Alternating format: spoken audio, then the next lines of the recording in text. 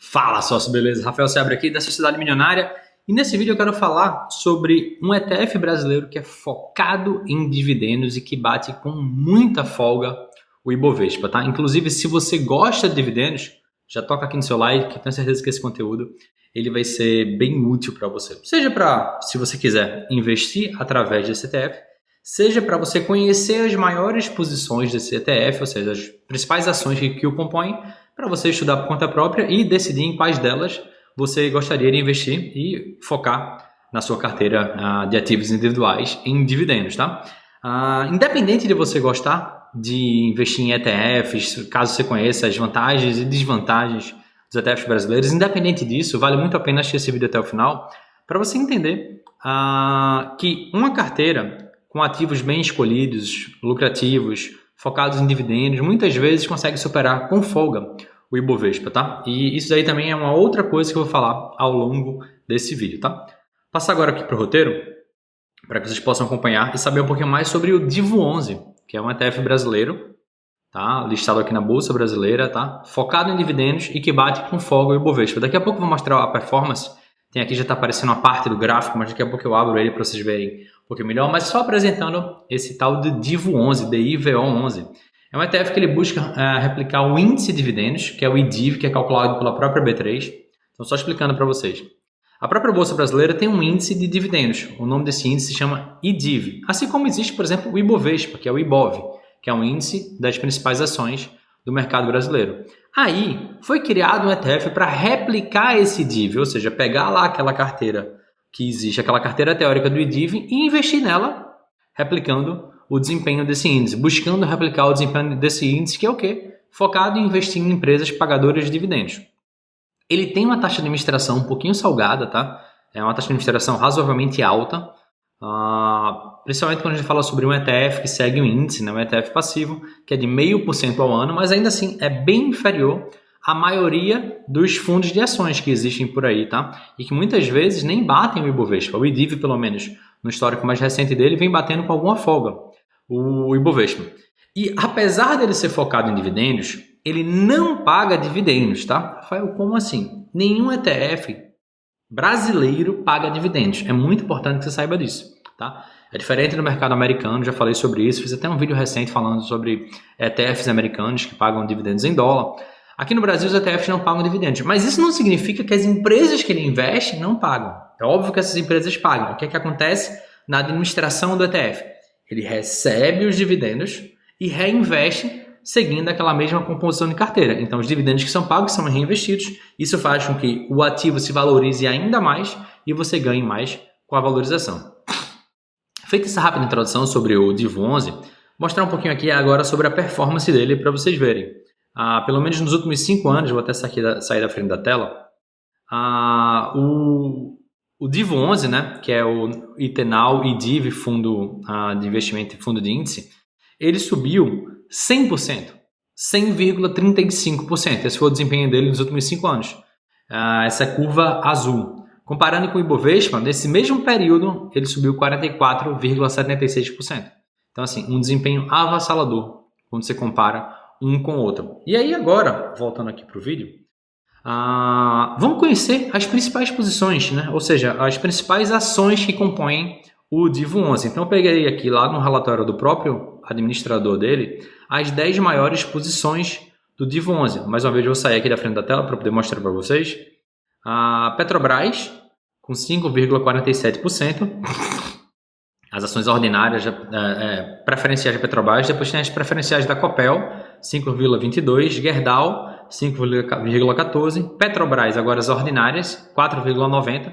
Então, somando aí as duas ações da Petrobras, tem uma participação de mais de 10% da Petrobras nesse índice. Aí depois a gente segue a quinta maior posição, Vale, 4,87%. CEMIG, 4,08%. Banco do Brasil, BBAS3, 4,04%. Copel novamente, então aqui, quando a gente soma aqui Copel, 5,22%.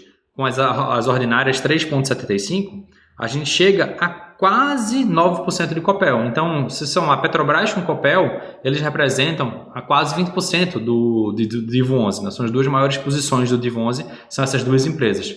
E aí, na nona posição em termos de ações, BB Seguridade, 3,65. E na 10ª posição, Vivo, VIV, T3, com 3,41 aqui de composição no índice. Então, assim, são, de fato, empresas que pagam bons dividendos, que têm um bom histórico de pagamento de dividendos.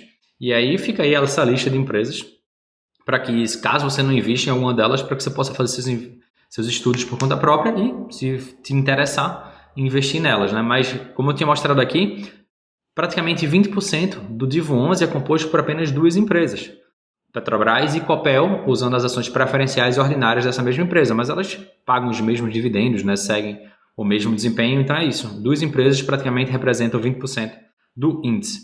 E aqui a conclusão rápida sobre ele, para a gente falar não só sobre o Divo 11, mas também para ETF de uma maneira geral, é que é o seguinte: ele tem um bom desempenho em relação ao Ibovespa. Então, para quem quer buscar uma solução que tem batido o Ibovespa com alguma consistência, o Divo 11 parece ser uma alternativa interessante. Ele tem uma outra vantagem, que ele é simples de investir.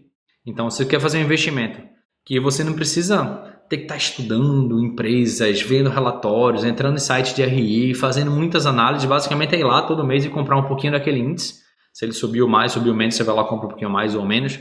Mas que é uma simplicidade, não precisa estudar, não precisa perder muito tempo, só ir lá e comprar, bacana. Ele também pode servir para você, se você quer buscar uma alternativa simples. Não tem necessidade de estar fazendo balanceamento entre as ações. Compra mais daquela ação que caiu mais, deixa aquela que subiu mais lá no canto, tem que estar se preocupando em fazer o balanceamento de carteira. Não precisa. Você teria, em teoria, apenas um ativo de renda variável, né, na parte de ações, e coloca ele, basicamente o que você tem que balancear é só a sua renda fixa com renda variável, caso você invista em renda fixa e renda variável. Então ele oferece essa simplicidade para você enquanto investidor. A que preço? Ou seja, quais são as desvantagens do Divo 11 e de quaisquer outros ETFs que existem na Bolsa Brasileira? É que no caso do Divo 11 ele cobra uma taxa de administração particularmente alta. Isso é bem mais alto, por exemplo, que muitos dos bons ETFs americanos, que cobram 0,03, 0,05, às vezes 0,1. Esse aqui cobra 0,5, uma taxa de administração bem alta. É um ETF que ele pode ser emulado, ou seja, você pode ir lá consultar as principais posições dele, as principais ações, empresas que ele investe, faz um filtro nessas ações, pega todas, estuda através do seu método, vê quais delas se adequam ao seu método, seriam aprovadas no seu método, e vai lá e investe por conta própria. E aí você com isso não precisa pagar essa taxa de administração, você monta a sua própria carteira com o seu próprio peso, usando as principais empresas que compõem esse índice. É uma outra forma.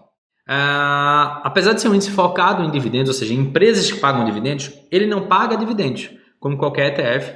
Então, se você busca dividendos, se você já está na carteira que você já usa uma parte dos seus dividendos, ou quer usar muito em breve, talvez ele não faça muito sentido. Porque no momento de usar seus dividendos, você teria que vender uma parte dele, ou vender ele para poder migrar para uma outra carteira mais pagadora de dividendos, geradora de renda passiva. Então, para quem já está nessa fase mais próxima de aproveitar os seus dividendos, de aproveitar a sua aposentadoria, também não faria sentido. E por fim, ele não tem isenção tributária, nem sobre a venda. Então é importante eu até subir um pouquinho aqui para poder mostrar para vocês. Nem sobre a venda, e aí eu vou explicar para vocês. Como assim? Porque quando você investe diretamente em ações aqui no Brasil, se você vender até 20 mil reais por mês, você não paga imposto de renda mesmo que você tenha lucro. Tá? Se você não teve lucro, é claro que você não vai pagar imposto de renda. Mas se você, sei lá, comprou uma ação por, 5 mil reais, algumas ações de uma determinada empresa, e essa empresa passou de 5 mil para 15 mil, multiplicou por 3, mesmo que você venda 15 mil reais no mês, teve um lucro de mais de 10 mil reais, você não vai precisar pagar absolutamente nada de dividendos. Por quê? Porque existe essa isenção tributária no caso das ações. Quando você vende em até 20 mil reais por mês, você não paga imposto de renda. E aqui uma outra coisa interessante do Divo 11, que acontece por tabela, de maneira indireta, é que ele também não tem isenção sobre os dividendos. Como assim? Porque quando você investe diretamente em ações e aquela empresa paga dividendos para você, aqui eu não estou falando sobre juros sobre capital próprio, estou falando sobre dividendos, aquele dinheiro entra limpinho na sua conta, você não tem que pagar dividendos sobre ele. Mas o que é que acontece no Divo 11? Lembra que eu falei que ele não paga dividendos? Ele retém e reinveste? Mas quando ele retém aquele valor e reinveste, o que é que acontece com o patrimônio dele, com a cota dele? A cota dele fica mais cara. Então significa que você vai estar aumentando o teu lucro, e se você decidir vender uma parte das suas cotas, você vai pagar imposto de renda não só sobre a parte que valorizou pela valorização dos ativos que tem lá dentro, mas também pela parte que se valorizou pelo recebimento de dividendos. Então, indiretamente, quando você investe num ETF aqui no Brasil, você também paga imposto de renda sobre os dividendos, porque os dividendos valorizam a cota do ETF. Então, levando em consideração tudo isso, vale a pena ou não investir no DIV11? E a grande resposta é depende. Você quer um método, uma estratégia totalmente simples para montar sua carteira, sem ter que se preocupar com o mercado, sem ter que estudar, que é apenas algo que iguale ou bata o Ibovespa, pelo menos que historicamente bata o Ibovespa, ele pode ser uma alternativa sim.